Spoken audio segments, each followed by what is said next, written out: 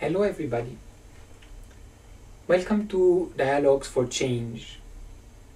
Life is not a void to be filled. It is a plenitude to be discovered. Today, I would like to share with you some thoughts on poverty by Majid Rahnema, which were published in this very interesting book put together by Wolfgang Sachs, The Development Dictionary.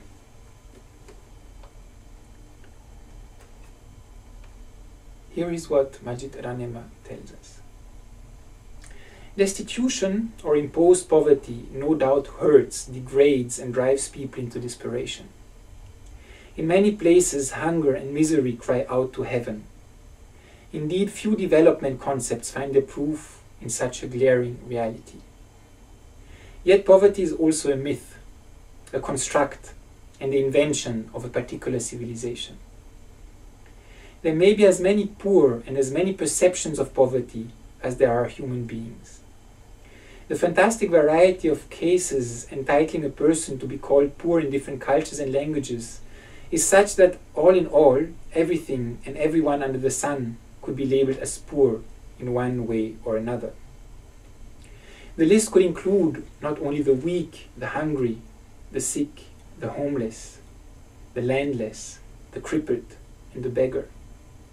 Not only the mad, the prisoner, the enslaved, the fugitive, the exiled, the street vendor and the soldier. Not only the ascetics and the saints, but also all the losers of the world, including the millionaire after the crash of the stock exchange, the fired executive, and the artist who finds no buyer for his works.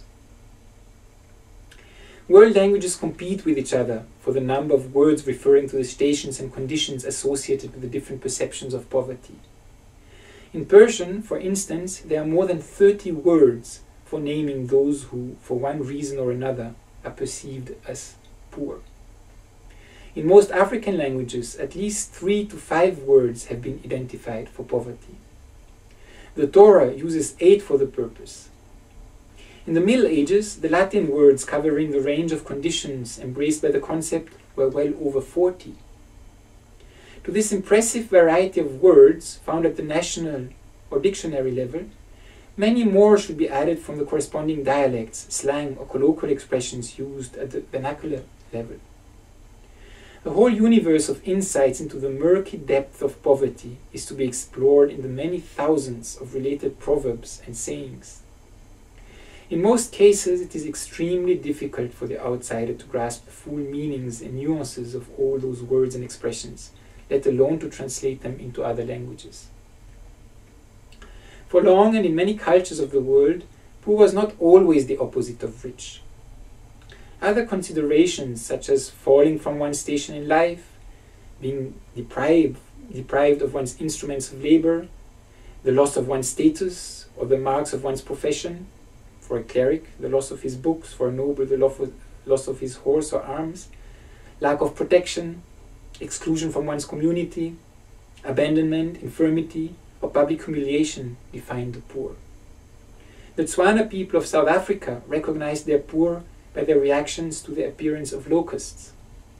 Whereas the rich were appalled lest the locusts ate the grass needed by the cattle, the poor who had no cattle rejoiced because they could themselves eat the locusts. In Europe, for ages, the pauper was opposed to the potens, the powerful, rather than the rich.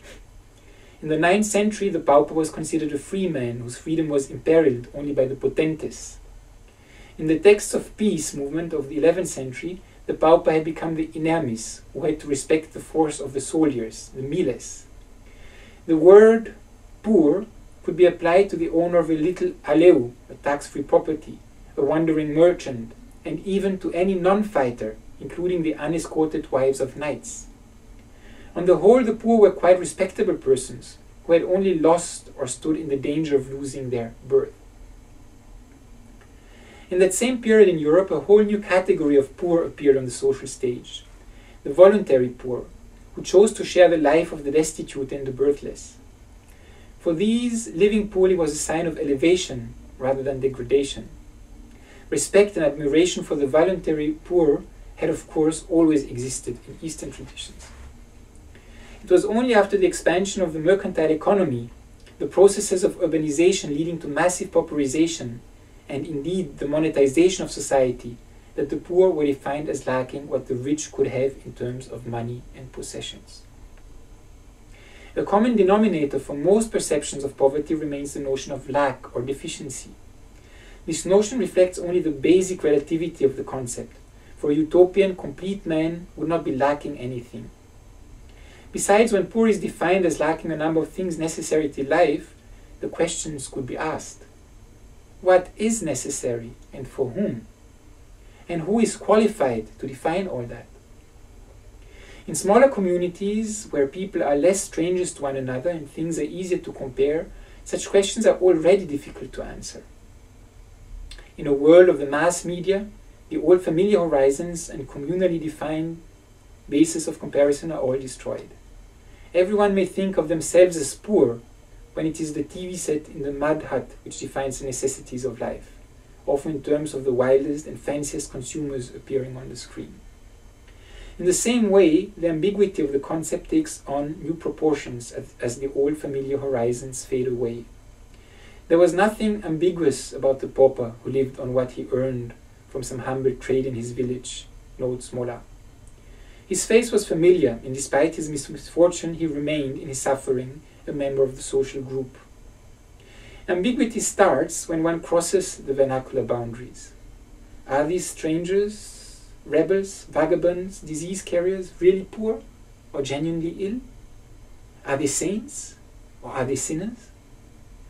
These questions not only deepen our ignorance about who the poor really are, but face us with serious cognitive problems as to what people are actually thinking.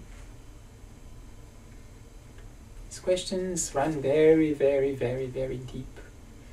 And if we want to approach questions such as poverty, we may have to venture into this uncomfortable quest for asking questions which go beyond the obvious. I hope that these thoughts inspired you on this 20th of December 2011. Good dialogical for change inspirations to all of you. Thank you.